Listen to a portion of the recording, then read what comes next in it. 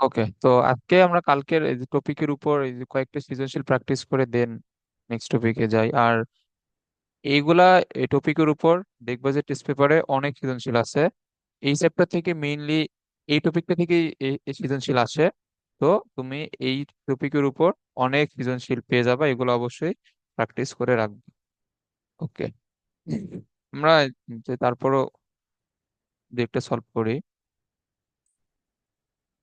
এখানে এখানে খেয়াল করো। এখানে বলছে আকমলের ভর 55 কেজি এবং বয়স 40 বছর। সে এত বেগে মহাশূন্য যানে চড়ে ছায়াপথ অনুসন্ধানে গেল। তার যমজ ভাই তাজমলের বয়স যখন 80 বছর হলো তখন সে পৃথিবীতে ফিরে এলো। মহাশূন্য যানে আকমলের ভর কত হবে? ওকে, তো এইখানে এম হচ্ছে 55 কেজি, ভি দেওয়া 2.4 × 10⁸ মিটার পার সেকেন্ড। ওকে, সো এখন এইখানে এটা মূলত এম নট যেটা বের করতে বলছে, না সরি যেটা দেয়া আছে ওইটা মূলত এম নট। আর মহাশূন্য জানে আমরা যদি ভরটা বের করতে চাই তাহলে এটা হবে তোমার গতিশীল অবস্থার ভর। সো এটা এটা সূত্র এই যে কি ছিল, ভর বৃদ্ধি পায় না হ্রাস পায় বলো তো? ভর ভর বৃদ্ধি পায়। হ্যাঁ, ভর যদি বৃদ্ধি পায় তাহলে সূত্রটা হবে এরকম।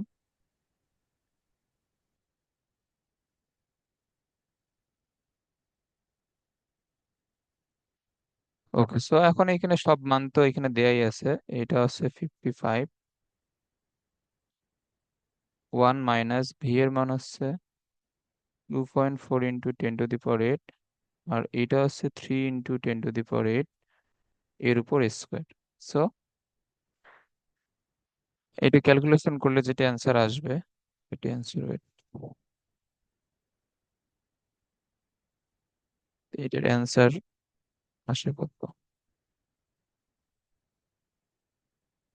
2.4 / 3 এর উপর স্কোয়ার। সো এটা আসবে 91.67 কেজি। সো এগুলা আহ, এই চ্যাপ্টার থেকে দেখবো যে সবচেয়ে সহজ সহজ ম্যাথ গুলো আসছে। আচ্ছা,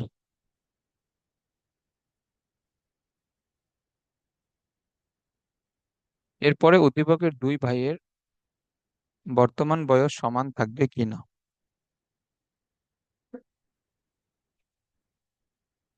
এখন এখানে তার ভাইয়ের বয়স হচ্ছে 80। এখন যে তার যমজ ভাই মানে সে যখন পৃথিবী ছেড়ে চলে যায় তখন তারও বয়স ছিল 40 বছর, এবং তার যমজ ভাইয়েরও বয়স ছিল 40। তো তার ভাইয়ের বয়স যখন 40 বছর হয়েছে মানে পৃথিবীর হিসাবে সে 40 বছর মহাশূন্যে ছিল। এটা কি বুঝছো? হুম। ওকে, এখন সে যদি পৃথিবীর হিসাবে 40 বছর মহাশূন্য যানে থাকে তাহলে টি, এখন দেখো উদ্দীপকের দুই ভাইয়ের বর্তমান বয়স সমান হবে কি না। ওকে, এখন আমরা এটা কোন বয়স বের করব এখানে। এটা কিন্তু তোমার তোমার পৃথিবীর হিসাবটা কিন্তু দেয়াই আছে 40 বছর, বাট এটা আসলে মহাশূন্য চারির সাপেক্ষে যে সময়টা হবে ওইটা মূলত এখানে বের করতে হবে। মানে মহাশূন্য চারির যে কাছে তাদের দুই ভাইয়ের বয়স সমান হবে কিনা ওইটা বের করতে হবে। সো এইখানে মহাশূন্য চারির নিকট যে সময়টা হবে ওইটা কি হবে বলতো? এইখানে এখানে টি হচ্ছে 40 ইয়ার, না? সেম টাইপের একটা ম্যাথ আমরা কালকে যে করছিলাম না, যে মহাশূন্য, এটা যদি তোমার মহাশূন্য যান হয় আর এইটা যদি পৃথিবী হয়, তাহলে এইখানে যে লোকটা আছে মহাশূন্য জানে তার কাছে মনে হবে যে পৃথিবী এইখানে গতিশীল। তাহলে ইনি যে টাইমটা কাউন্ট করবে এটা হবে টি নট। আর আর হচ্ছে তোমার এই পৃথিবীতে থেকে যে টাইমটা কাউন্ট করা হবে ওইটা হবে টি, সরি এখানে টি হবে। ওকে, সো এটা হবে। তাহলে এইখানে আমরা টি দেওয়া আছে 40, আর আমরা টি নট বের করব। সো আমরা সূত্রটা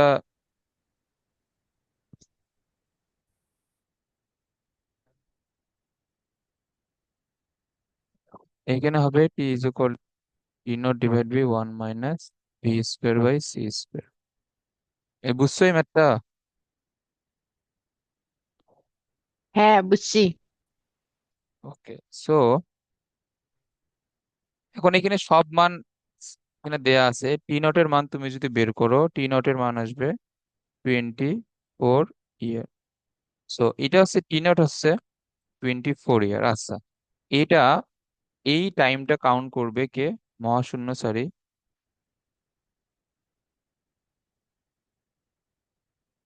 এই টাইমটা কাউন্ট করবে মহাশূন্যচারী।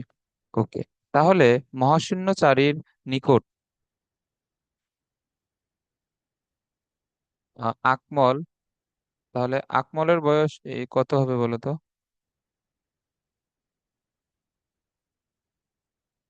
আকমলের বয়স হবে 40 বছরে যে চলে গেছে, তার কাছে বয়স লাগবে কত? 64 ইয়ার।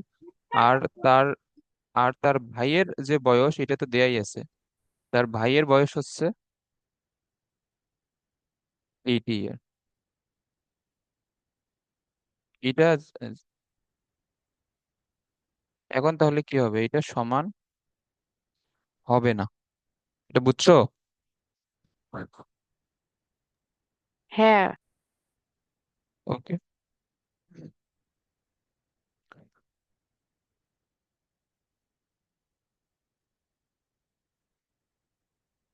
আচ্ছা এরপরে এটা খেয়াল করো। এটা হচ্ছে পদার্থবিজ্ঞান পরীক্ষাগারে হাসান সাহেব 1 মিটার দৈর্ঘ্যের একটি ধাতব বস্তুর ঘনত্ব নির্ণয় করলেন এত কেজি পার মিটার কিউব। অন্যদিকে পাবনী বস্তুর দৈর্ঘ্য বরাবর এত বেগে যে গতিশীল কাঠামো হতে বস্তুর ঘনত্ব নির্ণয় করলেন। ওকে, গতিশীল কাঠামোতে বস্তুর দৈর্ঘ্য কত হবে? আচ্ছা, 1 মিটার দৈর্ঘ্যের, তাহলে এখানে এল নট দেওয়া আছে 1 মিটার। তাহলে এইটা যদি একটা বস্তু হয় যেটা লেংথ হচ্ছে 1 মিটার, তো এই বস্তুর দৈর্ঘ্য বরাবর যদি একটা তোমার মহাকাশ যান বা রকেট যদি চলে, যেটা এই বস্তুর দৈর্ঘ্য বরাবর চলতেছে, তাহলে এই রকেট থেকে এই বস্তুর, যেহেতু এটা বস্তুর দৈর্ঘ্য বরাবর চলতেছে, তাহলে রকেট থেকে শুধু বস্তুর দৈর্ঘ্য পরিবর্তন দেখা যাবে, বস্তুর প্রস্থ অথবা তার উচ্চতা পরিবর্তন কিন্তু দেখা যাবে না। এই জিনিসটা খুবই ইম্পর্টেন্ট। এটার আরো একটা ম্যাথ আছে, একটা একটা এই যে কেস পেপারে গেলে দেখবা যে একটা ফুটবল মাঠ নিয়ে একটা সৃজনশীল আছে, ওইখানে সেম কনসেপ্টটাই অ্যাপ্লাই হবে। যদি তোমার দৈর্ঘ্য বরাবর ওই যে রকেট বা একটা গতিশীল বস্তু যে থাকে, তাহলে শুধুমাত্র দৈর্ঘ্যেরই চেঞ্জ সে দেখতে পারবে, অন্য যে দুইটা ডাইমেনশন আছে, প্রস্থ বা উচ্চতা, ওই দুইটার চেঞ্জ দেখতে পারবে না।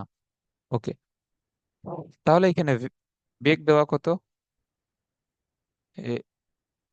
0.9 সি। তাহলে এখানে এল বের করতে বলছে। তাহলে আমরা জানি দৈর্ঘ্য কি হয়, হ্রাস পায় না বৃদ্ধি পায়?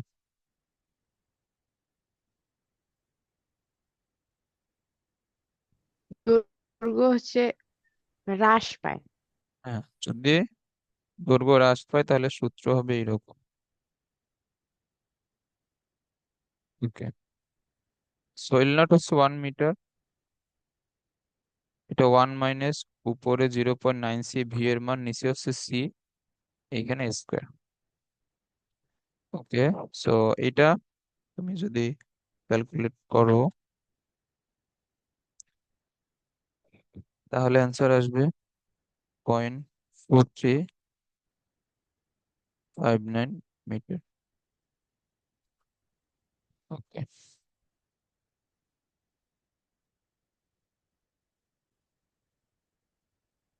এখন বলছে যে হাসান সাহেব এবং পাবনি এই বস্তুর ঘনত্ব একই পাবে কি না। ওকে, এখন এইখানে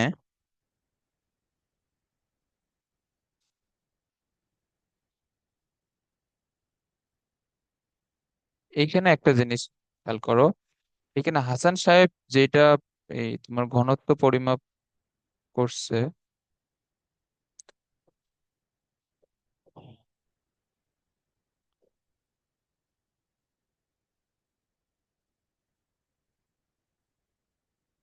তাহলে ওনারটা আমরা যদি রো নট যদি এটা যদি আমরা ধরে নেই, তাহলে এটা হচ্ছে 19.3 ইন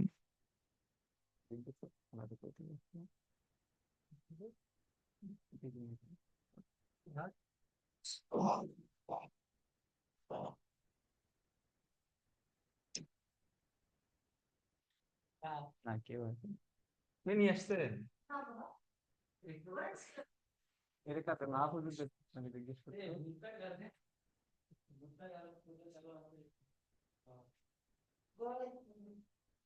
কে আনছে? কে আনছে? আচ্ছা, সমস্যা নেই।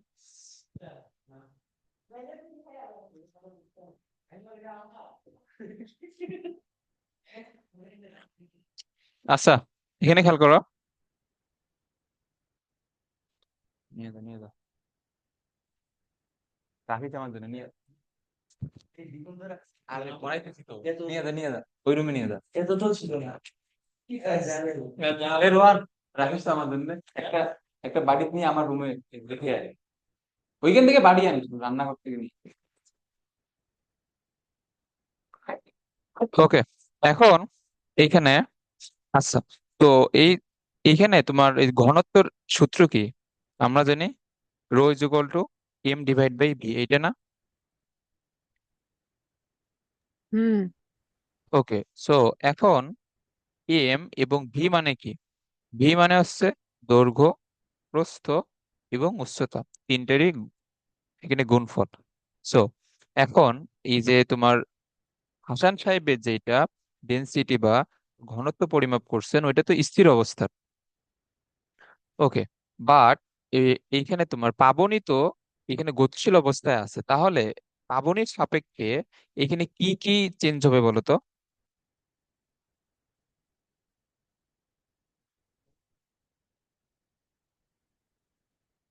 এখানে পাবনির সাপেক্ষে এই বস্তুর কি কি এখানে চেঞ্জ হবে বলো দেখি।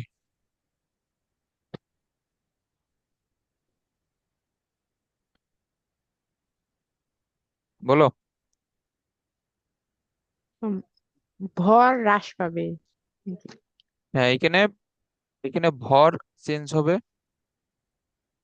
ভর হ্রাস পাবে না ভর? ভর কি হ্রাস পায়? ভর তো বৃদ্ধি পায়। আর কি এ, আর চেঞ্জ হবে দৈর্ঘ্য। এটা বুঝছো? হ্যাঁ, বুঝছি।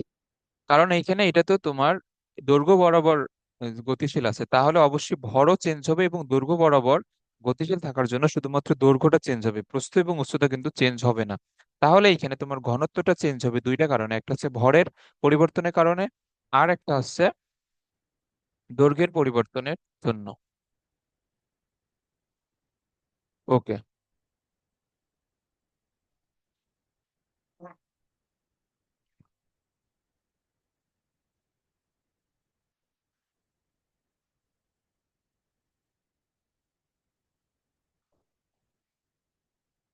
এখন এখানে খেয়াল করো।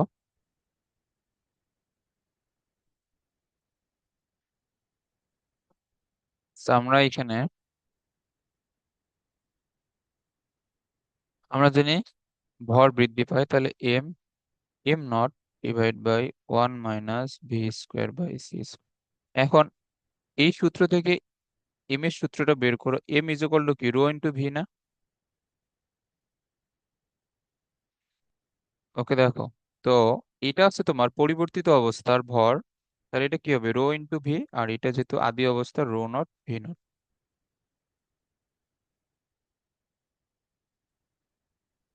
ওকে, এখন রো আর ভি, ভি এইখানে এই কি হবে বলো তো?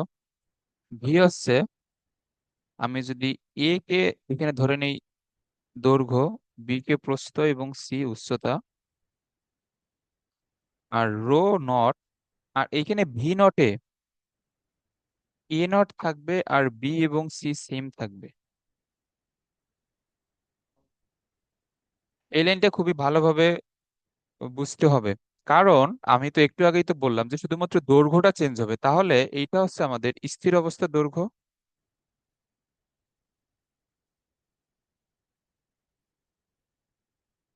আর এইখানে এ কি? এ হচ্ছে এখানে গতিশীল অবস্থা, এটা বুঝছো? হুম।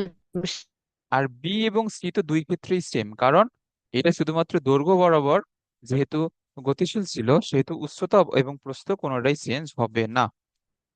ওকে, তাহলে রো ইন্টু এখানে এ, বি ইন্টু সি দুই দিক থেকে বাদ, রো নট এ নট।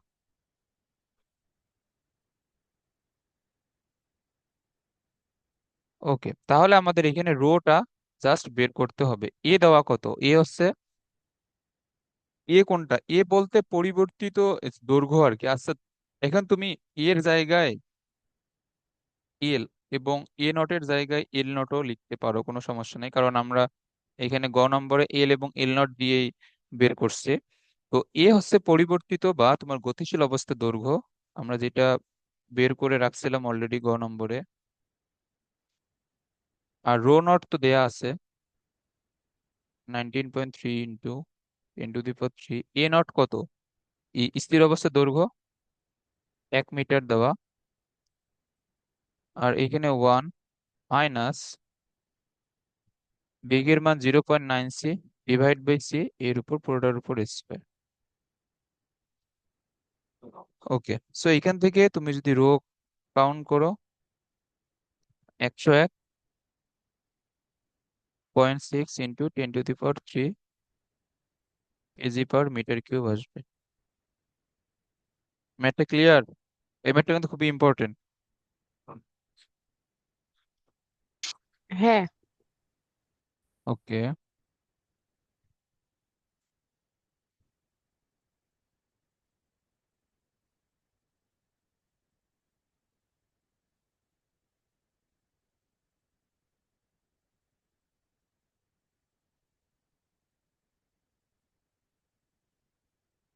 আচ্ছা, এখানে বলছে ভূপৃষ্ঠে কি রকেটের দৈর্ঘ্য, তার মানে এটা এল নট, ভর মানে এটা এম নট, ভূপৃষ্ঠের কোনো স্থির পর্যবেক্ষকের সাপেক্ষে এত বেগে চলতে শুরু করলো, ভি এর মান, রকেটের চলমান দৈর্ঘ্য এল এর মান বের করতে বলছে,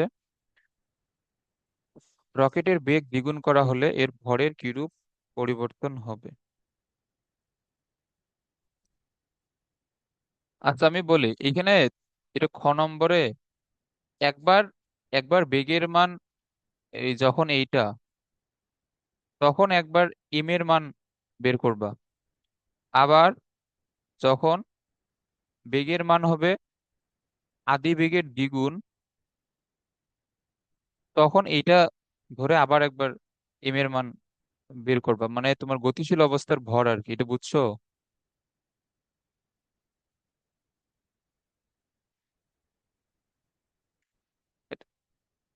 হ্যাঁ, বুঝছি। ওকে, খুবই সহজ একটা ম্যাথ। এরপরে দুইটা এম এর জাস্ট পার্থক্য বের করবা। আচ্ছা, একটা হবে M1, একটা M2।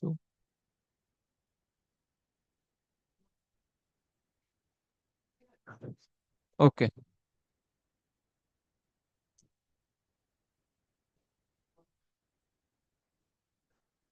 আচ্ছা, এটা খুবই সহজ একটা ম্যাথ, এটা এটা দিনাজপুর বোর্ডে আসছে। আচ্ছা, ধরো এরপরে আরো আরো সৃজনশীল আছে, ওইগুলো তুমি নিজে প্র্যাকটিস করবা, তো সময় থাকলে ওগুলা। এখন আশা করি এই টপিকের উপর আর কোনো সৃজনশীল সমস্যা হবে না, যদি সবকিছু নিজে কালকের ক্লাসে সবকিছু বুঝলে আর এই টপিকে কোনো সমস্যা হবে না।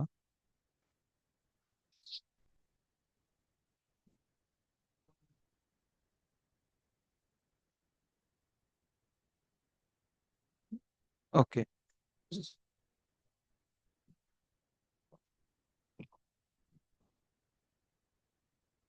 এখন দেখো আমাদের নতুন একটা টপিক এটা আছে। আচ্ছা ধরো, এটা মূলত ভর শক্তি সম্পর্ক, আপেক্ষিকতা না।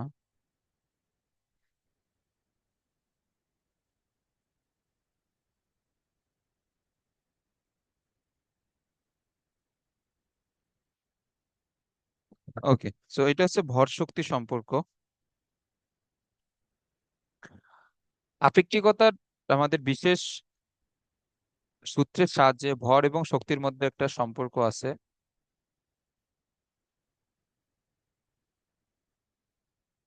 এটা হচ্ছে E is equal to m C square. M কি?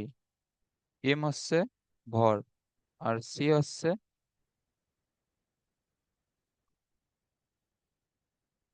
আলোর বেগ। সো এই এই এই এই- এটার মাধ্যমে ভর এবং আমাদের শক্তির মধ্যে একটা সম্পর্ক স্থাপন করা হয় যে এই পরিমাণ ভর কি পরিমাণ শক্তি প্রডিউস করতে পারবে, সেইটা এই সম্পর্ক দ্বারা আসলে প্রকাশ করা হয়। ওকে,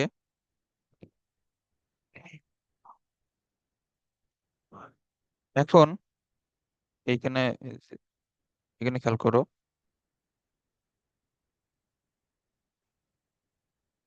এগুলা সূত্রগুলো লিখে নাও। কোন বস্তুর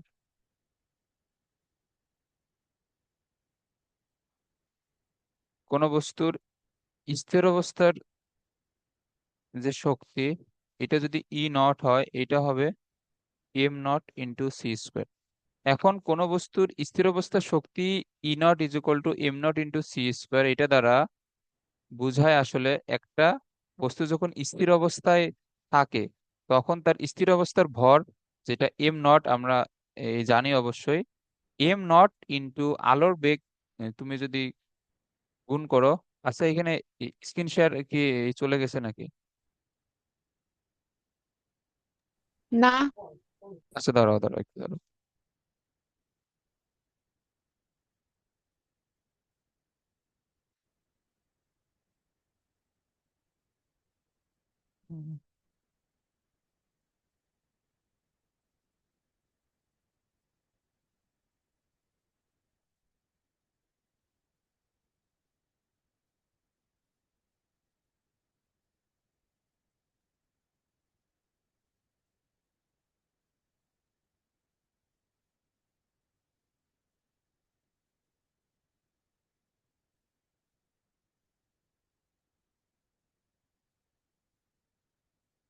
ওকে, ওয়েট। হ্যাঁ, এটা হচ্ছে একটা বস্তুর স্থির অবস্থার শক্তি। তো স্থির অবস্থার শক্তিকেই মূলত বলা হয় এইখানে বিভব শক্তি। তাহলে মোট শক্তি, এই যে এটা হচ্ছে মোট শক্তি, এইটা আগে থেকেই জানতে হবে যে এটা একটা বস্তুর মোট শক্তি।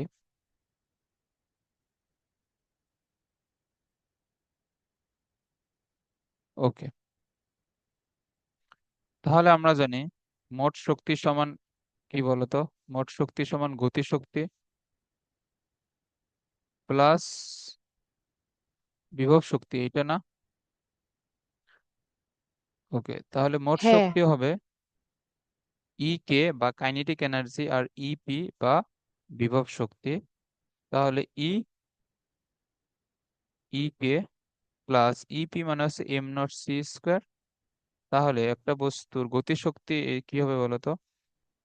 ই minus M not C square, যেখানে ই মানে হচ্ছে m C square minus M not C square. এইটা হচ্ছে একটা বস্তুর গতিশক্তির সূত্র।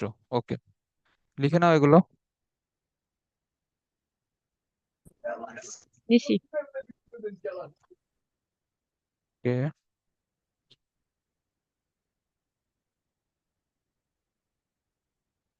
হ্যাঁ, এখন এটা পড়ো।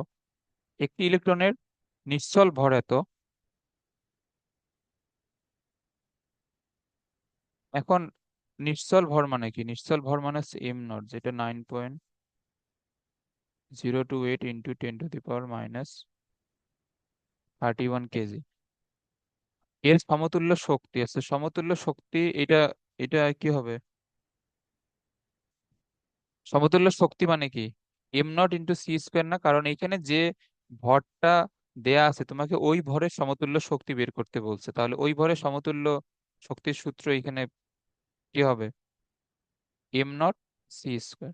এখন এখানে তোমাকে যদি একটা বেগ দিয়ে বলতো এর গতিশীল অবস্থার শক্তি বের করো, তাহলে আমরা একটু আগে যে গতিশক্তির সূত্রটা শিখলাম ওই সূত্র দিয়ে বের করতে হইতো। ওকে। এখন এইখানে আসলে এই টাইপের ম্যাথে একটা সমস্যা আছে। সমস্যা বলতে এম কি? এম হচ্ছে আমাদের গতিশীল অবস্থার ভর না, এম তো হচ্ছে গতিশীল অবস্থার ভর। এটা একটু মনোযোগ দিয়ে খেয়াল করো, তাহলে ম্যাথ করতে সমস্যা হবে না। সো এখন আমরা যদি এম নট সি স্কোয়ার কে স্থির অবস্থার শক্তি বলি, বা তোমার নিশ্চল শক্তি যদি বলি, যে এখানে এম নট হচ্ছে নিশ্চল অবস্থার ভর, তাহলে এর সাথে সি স্কোয়ার গুণ করলে আমরা পাইতেছি নিশ্চল অবস্থার শক্তি। ওকে, বা স্থির অবস্থার শক্তি।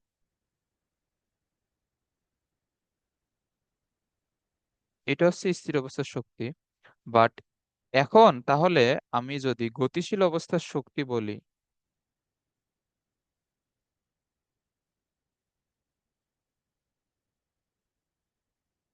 আমি যদি এখানে গতিশীল অবস্থার শক্তি, তাহলে আমার এখানে কি হওয়া উচিত? যে গতিশীল অবস্থার ভর ইন্টু সি স্কোয়ার, এইটা হওয়া উচিত না?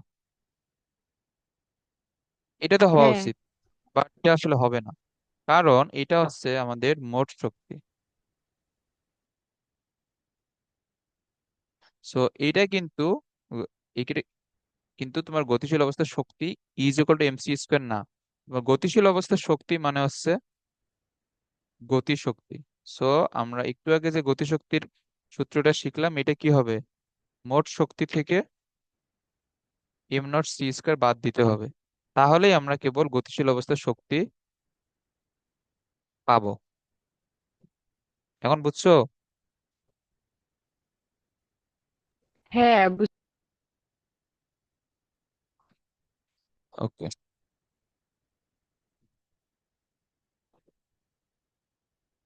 আচ্ছা, তো এখন এই ম্যাথটা আমরা করি। এখানে ভর দেওয়া কত? 9.028 ইন্টু 10⁻31 ইন্টু সি এর মান হচ্ছে 3 ইন্টু 10⁸ এর উপর স্কোয়ার।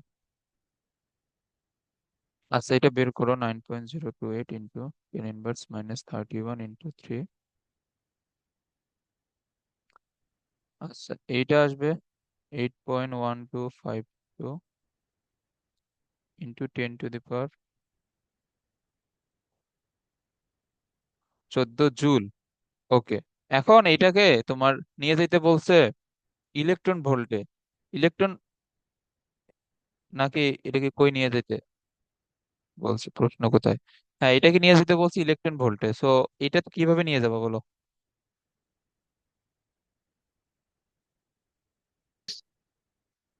ওয়ান জুল পয়েন্ট থেকে। সিক্স ইন্টু হুম। 10⁻90 দ্বারা গুণ করা হয়। 90 দ্বারা গুণ করা লাগবে? হ্যাঁ, জুল। এই যে এটা তো 1 ইলেকট্রন ভোল্ট সমান হচ্ছে 1.6 ইন্টু 10⁻19 জুল। তাহলে জুল থেকে ইলেকট্রন ভোল্টে নিয়ে যেতে হলে এখানে যে কি করতে হবে? ভাগ করা লাগবে।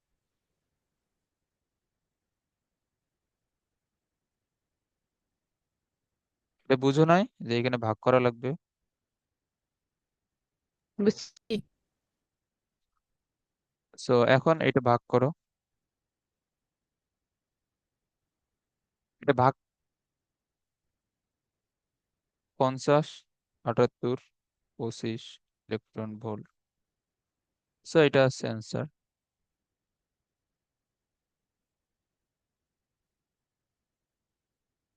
একটি ইলেকট্রনের নিশ্চল ভর দেওয়া এত,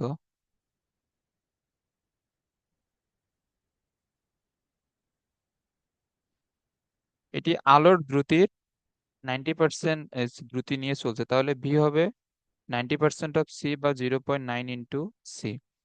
আইনস্টাইনের আপেক্ষিক তত্ত্ব অনুসারে ইলেকট্রনের গতিশক্তি নির্ণয় করো।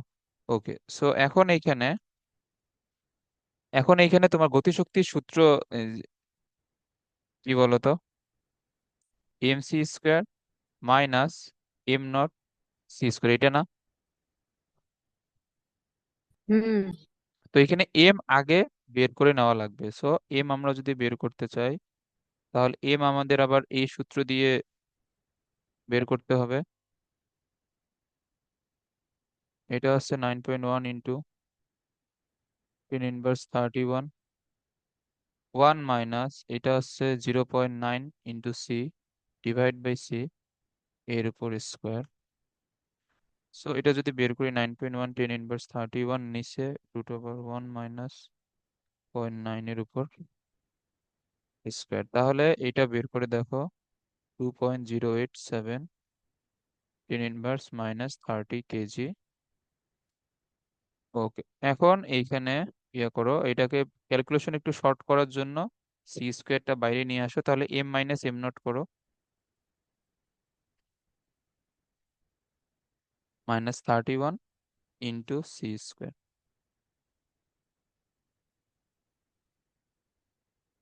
তাহলে এটা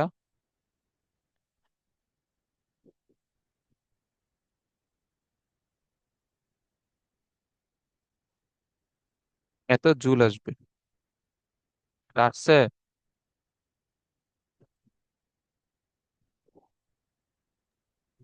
হ্যাঁ ওকে, তাহলে এগুলা ম্যাথ কিন্তু সহজ। ওকে, আমরা আরো কিছু ম্যাথ করি। এত ইলেকট্রন ভোল্ট গতিশক্তি সম্পূর্ণ ইলেকট্রনের ভর কত হবে? সো এখন এইখানে তোমাকে কি যে বের করতে বলছে? ওকে, তো এখন যেহেতু এটা ইলেকট্রনের, তোমার বলছে যে এটা গতিশক্তি, তো অবশ্যই আগে এখন এটা কিন্তু আমাদের যে সাধারণ নিয়মে এই গতিশক্তির সূত্র কি? হাফ এম ভি স্কোয়ার না? এখন তুমি যদি হুম এই সূত্র দিয়ে ম্যাথ করো তাহলে কিন্তু হবে না। এখন এটা যদি আমাদের ফিজিক্স ফার্স্ট পেপারে কোনো ম্যাথ হইতো, নিউটনের বলবিদ্যা অথবা অথবা কাজ ক্ষমতা শক্তির কোনো ম্যাথ হইতো, তাহলে এইখানে তোমার গতিশক্তি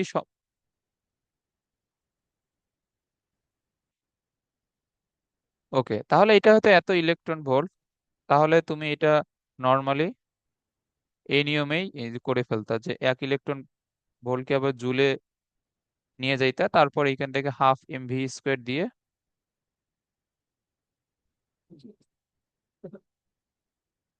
এখন তো আবার এইখানে বেগের মান দেওয়া নেই, বাট এইখানে কিন্তু এই সূত্রে অ্যাপ্লাই করা যাবে না। সো এইখানে আমাদের ইলেকট্রনের গতিশক্তির যে সূত্র, এটা কি ছিল? M C square minus M not C square, এটা না? সো এখন এইখানে তো ইলেকট্রনটা তোমার গতিশীল অবস্থায় আছে। এখন ইলেকট্রনটা গতিশীল অবস্থায় থাকা মানেই তো তার একটা গতিশক্তি আছে। তো এখন যে এখানে ভরটা নির্ণয় করতে বলছি, এটা কোন ভর নির্ণয় করবো এখানে? বলো।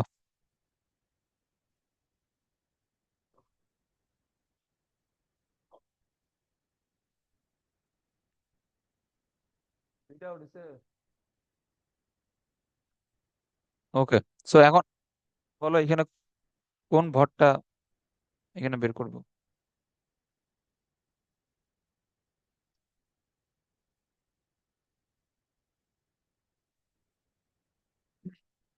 বলো।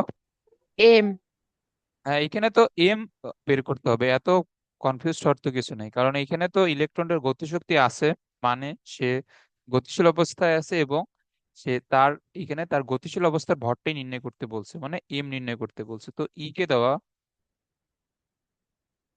এত ইলেকট্রন ভোল্ট, এইটাকে আমরা একবারে জুলে নিয়ে যাব 1.6 × 10 - 19 দ্বারা গুণ করে, তারপর এম বের করতে বলছে। এম নট হচ্ছে আমরা জানি স্থির অবস্থার ভর ইলেকট্রনের এত। এরপরে একবারে তুমি যদি সি স্কোয়ার বাইরে নিয়ে গিয়ে কমন আকারে লেখো তাহলে এইরকম হয়। ওকে, সো এটা যদি আমরা ক্যালকুলেট করি, 1.6 এর উপরে স্কোয়ার ইন্টু এটা হবে 10 ইনভার্স -13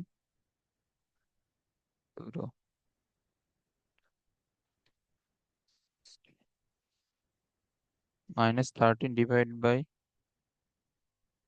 এত, এবার প্লাস হবে 9.1 ইন্টু 10 ইনভার্স 31। তো এটা এখানে সলভ করে দেখো, 3.75 ইন্টু 10 ইনভার্স -30 এত কেজি। ওকে, এটা বুঝছো? হ্যাঁ, বুঝছি।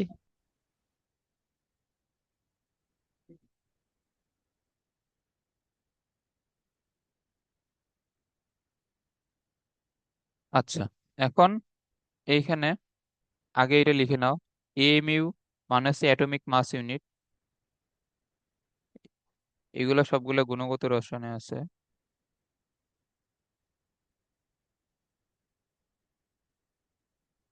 সো 1 AMU সমান হচ্ছে 1.66, ধরো এটা আমি একটু দেখে নিই, এটা 1.66 057, কোথাও 057 দেওয়া, কোথাও 027 দেওয়া, ইন্টু 10 ইনভার্স -27 কেজি। ওকে, এটা অবশ্যই মুখস্থ থাকতে হবে।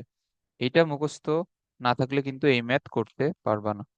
ওকে, সো এখন এইখানে তাহলে এম দেওয়া কত, 12 AMU, তাহলে এর সাথে 12 গুণ করে ভরটা নিয়ে আসো, তাহলে এটা হবে 1.992684 এত কেজি।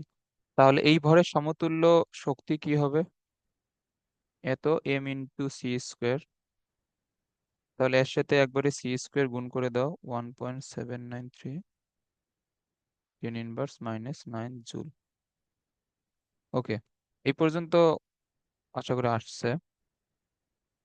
এখন এটা বলছে যে ইলেকট্রন ভোল্ট এবং mega electron volt.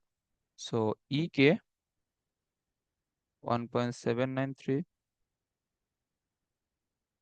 Divide by এত